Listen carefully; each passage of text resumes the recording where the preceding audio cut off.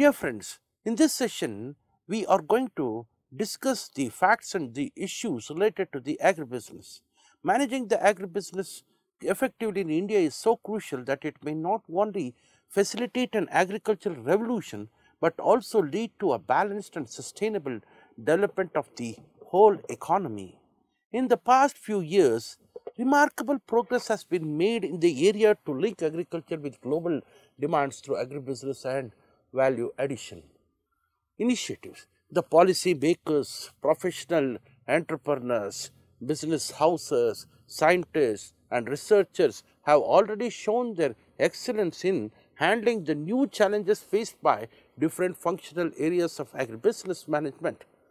It's important for us to know the critical issues that may be encountered during the course of performing an agribusiness. Issues in agribusiness management. The word business was defined as buying and selling or trade or commercial work in the Oxford Dictionary. The word trade or commerce means exchange of goods as a means of livelihood or profit. In case of national accounts, agro-processing, production of agrochemicals and farm machinery, and trade, that is wholesaling and retailing, are considered as parts of manufacturing industry, that is industrial or service or the tertiary sector. With the structural transformation of the economy, the share of agriculture production, that is farming, in the economy is going down, and that of processing, distribution and trade is increasing. Further, with the increase in backward and forward linkages, the distinction between agriculture and agro-industry is getting blurred. Farm production, processing and trade are getting increasingly coupled. The word supply chain is being increasingly talked of and discussed. Supply chain is a coordinated system of organizations, people, activities, information and resources involved in moving a product or service in physical or virtual form from supplier to the customer. Now, supply chain activities include transformation of raw material and components into finished products that are then delivered to the end customers. In the developed countries, agribusiness is defined as the total output arising from farm production and product processing at both pre and post farm gate levels. In developing countries like India, the agribusiness sector encompasses 4 distinct subsectors, namely agricultural inputs, agricultural production, agro-processing and marketing and trade. Now, need for agribusiness management. Where is the need for agribusiness management? Over the years, while the agriculture marketing and trade scenario has undergone tremendous changes, it has not changed enough to meet the emerging demand for such services. Some of the marketing system related limitations have been as follows. What are the limitations? The market is already large and is continuously expanding. The farmers' market linkages, both backward and forward linkages, have also increased manifold, but the marketing system has not kept in pace with it. Private trade, which handles around 80% of the marketed surplus, increased demand for value-added services and geographic expansion of markets requires lengthening of the marketing channel, but this has been hampered by lack of rural infrastructure. Direct marketing by farmers to consumers remains negligible in 85% of the 27,294 rural periodic markets where small and marginal farmers come in contact with the formal economy. Facilities for efficient trade are still almost absent. For facilitating trade at the primary market level, nearly 7,161 market yards or subyards have been constructed, but they have become inadequate, ill-equipped and mismanaged. Food processing industry has a high multiplier effect and employment potential, but in India, the value addition to food production has been only around just 7%.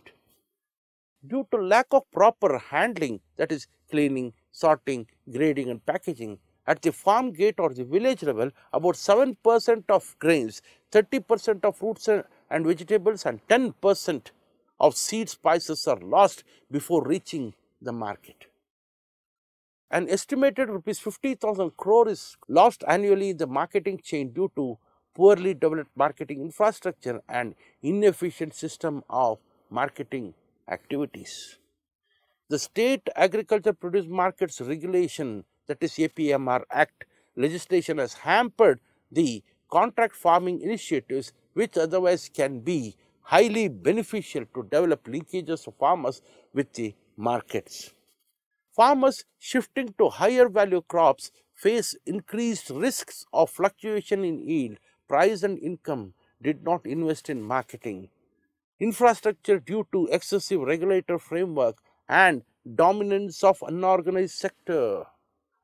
Now, whether it is increasing the incomes of farmers, saving the national loss of farm, products along the traditional supply chain, or creating more employment opportunities, sound development of agribusiness provides a new frontier by creating an environment of much needed investment in agricultural marketing and trade as such.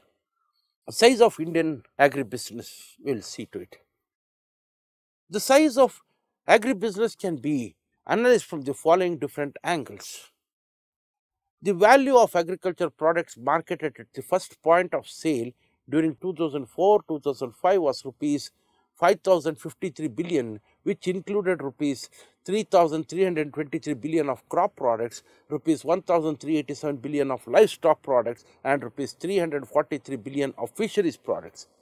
The value of farm inputs marketed during 2004-2005 was rupees 727 billion, which included seeds, fertilizers, pesticides, insecticides, repair and maintenance services, livestock feed, fodder, organic manure, and electricity or diesel. The value of agro-processed products during the year 2004-2005 was rupees 4,169 billion, in which rupees 2,960 billion was from registered manufacturing units and rupees 1,209 billion from unregistered manufacturing establishments. These included processed dairy products, meat and fish, fruits and vegetables, edible oils, grain milling products, beverages, tobacco, and leather products.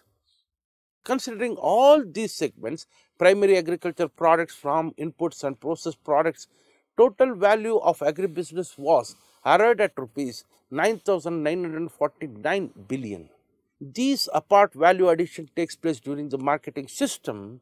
During 2004-2005, value addition from trade and hotels and restaurant activities, that is the gross domestic product, has been estimated as rupees 4,178 billion and rupees 416 billion respectively. If at least 20% of value addition in trade is considered on agriculture related products, that is in brackets if we can say, and 100% in hotels and restaurants, these activities are worth rupees 1,251 billion. Agribusiness also includes trade and sales of imported agricultural products. Total value of imported agricultural or processed products in 2004-2005 was rupees 228 billion, which included rupees 111 billion worth of edible oils. Thus, the total Indian agribusiness is worth at least rupees 11.43 trillions of rupees, 11,43,000 crores as such. The size of agribusiness, of Indian agribusiness, can also be looked at from the angles of the structure of agribusiness in India. The primary producing units are around 121 million operational holdings, of which 63%, that is 76 million, are of less than 1 hectare in operating on an average of 0.4 hectares of land. Assembling of farm products from such a large number of small production units is a huge task. There are around 5 million wholesale traders and 11.2 million retailers of agricultural and other commodities. Out of 11.2 million retail outlets, 3.7 million are estimated to be food retail outlets. Agro industries include both organized and unorganized sector units. There are 17.0 million units in the unorganized sector, of which 13.91 million are agro-based. Out of 13.91 million agro-industrial units in the unorganized sector. Now, 12.32 million are own account manufacturing establishments, where we can call it as OAME. 1.2 million are non-directory manufacturing establishments, where we can call them as NDME, and 0.39 million are directory manufacturing establishments, that is, we call it as DME as such. There are 5.11 million food processing units in the unorganized sector, of which 4.62 million are OAMEs, 0.36 million are NDMEs, and 0.13 million are DMEs. The units in the organized sector are few in number, but account for a bulk of the total gross value addition. There are 35,000 modern rice mills, 20,000 pulse mills, 5,198 fruit and vegetable processing units, and 400 fish processing units. There are 426 sugar mills and 3,619 grinding and pressing units. Most of the food processing units are in the unorganized sector, and Indian food market continues to be dominated by the fresh food segment. Now, according to one estimate, Indian food market comprises 10% processed segment, 15% semi-processed segment, and 75% as fresh food segment. Processing is reported to be around 2% in fruits and vegetables, 37% in milk, 21% in meat, 6% in poultry, and 11% in marine fish. Fruit and vegetable processing is projected to go up to 10% by 2010, taking the food processing segment to 32% of the total food market. The overall value addition in food products, which is currently 8%, is likely to increase to 35% by 2025. Emerging areas of agribusiness. As already mentioned, for improving the efficiency of the marketing system, there is a need of substantial investment in marketing infrastructure, both physical and institutional. The investment needs and opportunities for investors exist in the following broad areas of production, processing, infrastructure, trade, and others. Let's know about each of these in details. Beginning with production sector, it involves production of high yielding seeds, production of high quality planting material, including use of tissue culture, methods of micro propagation, nurseries, including hardening nurseries. Next, organic farming, production of microbial cultures and vermi compost and floriculture. Let's move to processing sector now. This involves fruit and vegetables processing, including dehydration, canning, aseptic packaging, processing of underutilized fruits, and processing for other products like grape, resin, osmo air dried fruits, fruit toffee, bleached dried ginger, and spices powders. Processing of maize for starch and feed through improved mini small mills and dry milling plants. Processing of millets for various purposes, including malt from finger millets and RTE, that is ready to eat products. Processing of sugarcane for various jaggery products like spiced jaggery, powdered jaggery, and jaggery cubes as such. Next, processing of herbal and medicinal plants, processing of dairy products, processing for poultry products, including poultry dressing, and processing of livestock products and livestock wastes. Let's move to the infrastructure sector. This sector includes cold chain infrastructure, including cold stores, storage and warehousing, specialized transport services, packaging infrastructure including pack houses and agri-clinics and service centers. Trade and others involves procurement through contract arrangements, including contract farming, retailing, supply chain management, and capacity building, including human resource development in agribusiness. Many of these activities can be taken up by small and micro enterprises, that is SMEs. The employment potential of SME sector is very high. It already employs 67 million people and has grown at a rate of 4.4% per annum during the 10th five-year plan. These apart, several companies and food chains are now sourcing agricultural products from India to feed their outlets across the world. Further, our exports in several agricultural subsectors are increasing. For example, India now is a net exporter of livestock products. During the triennium ending 2006, our exports were valued at $676 million, which included $441 million worth of bovine meat. The food miles, the distance food travels are increasing due to developments in food technology, transport technology, ICT and biotechnology.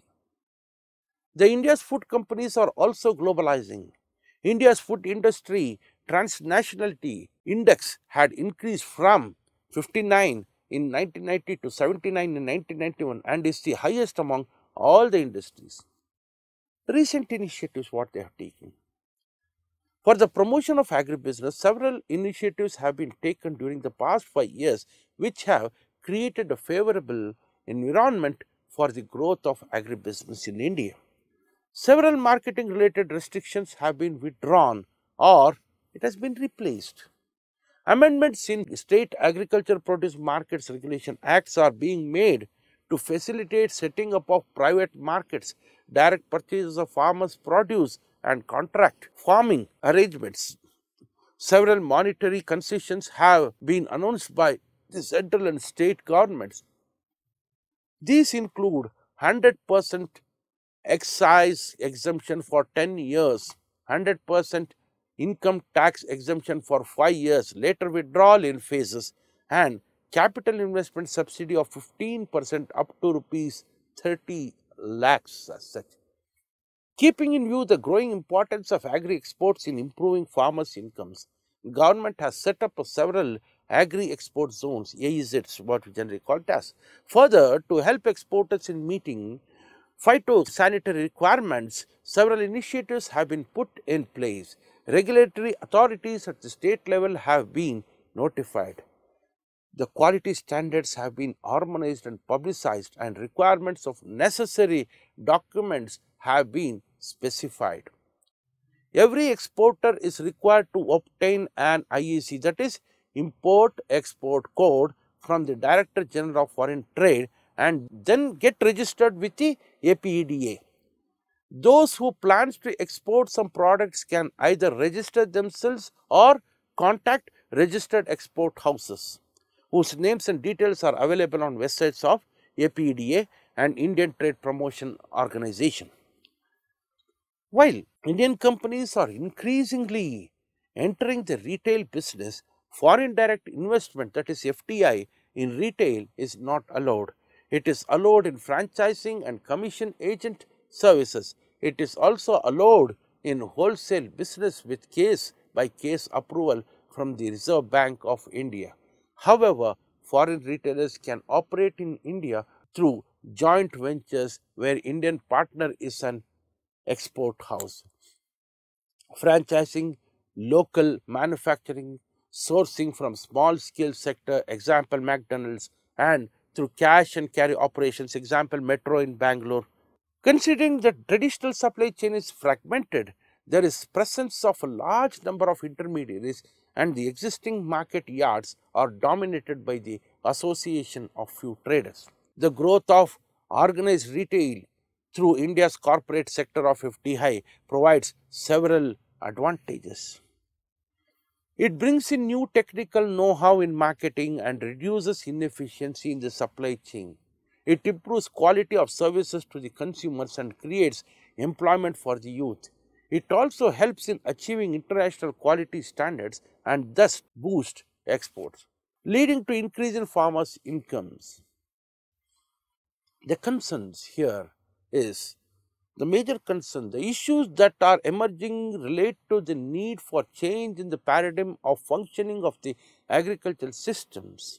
What is needed is improvement in the existing marketing system that reduces costs by saving the losses in the marketing chain, increasing the competition, thereby reducing undue profits of some intermediaries and creating the additional employment opportunities in the agricultural marketing system. This would help farmers, consumers as well as unemployed youths. There is considerable potential of creating more lucrative and attractive jobs for the youth in agribusiness activities. Supermarkets and retail chains will need many times more young business graduates.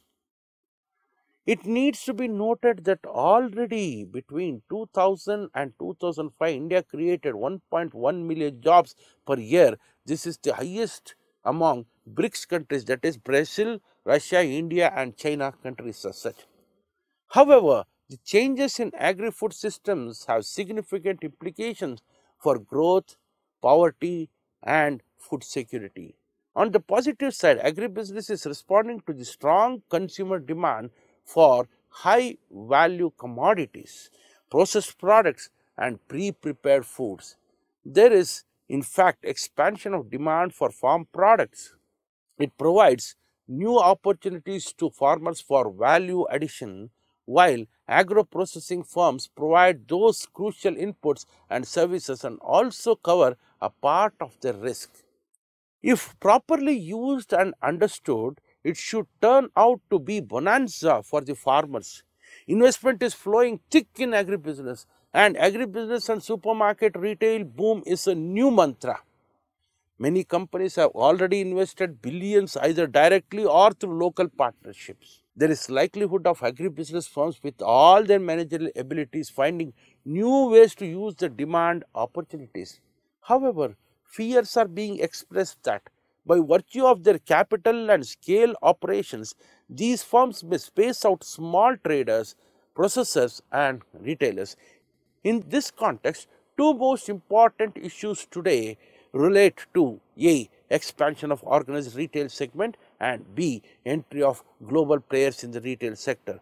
Our focus here is on agriculture commodities including food products. Entry of global agribusiness firms. The other equally important issue relates to the entry of global agribusiness firms in the Indian market for trade, particularly the retail sector. No doubt, global firms bring with them technology, capital, and managerial skills, but there are several other aspects that need to be kept in view while allowing foreign direct investment in the retail sector. First, global firms by their very strategy maximize their profits by procuring or purchasing from globally cheapest markets, areas or countries and indulging in dumping, leading to pricing out of domestic producers and local small retailers. Second, global agricultural trade is highly asymmetric in the sense that there is a large number of producers, very few traders and a large number of consumers. It has been reported that top 10 companies' control on global trade is 84% in agrochemicals, 51% in seeds, 24% in food retail and more than 90% in food grains trade. That is Centad report or 2000 we can see that. Third, owing to the concentration of trading power among few companies, international decline in basic commodity prices has not resulted in cheaper food in importing countries as such. And fourthly, global firms indulge in lobbying to influence the national and international policies in their favor. It is in this context that the option of allowing entry of global firms and FDI in the retail sector needs to be carefully analyzed. China has restricted foreign holding only up to 49% in the retail sector. Philippines has imposed sourcing and reciprocity requirement on foreign retailers. India will also need to put in place adequate safeguards in this area.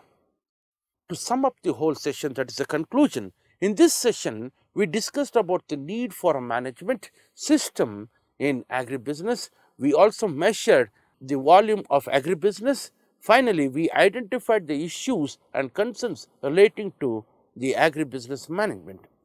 A shift from agriculture to agribusiness is being viewed as an essential pathway to revitalize Indian agriculture. While the share of pure agriculture in gross domestic product may decline, the share of agribusiness will not and is bound to go up with the demand for value addition continuously increasing.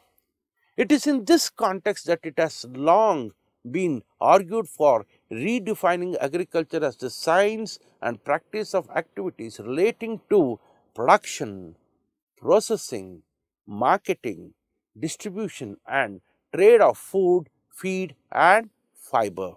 Implicit in this definition are two ideas. One is that while planning and macro managing the agriculture sector, the focus should now shift from only production to production plus all other associated activities that constitute agribusiness as such.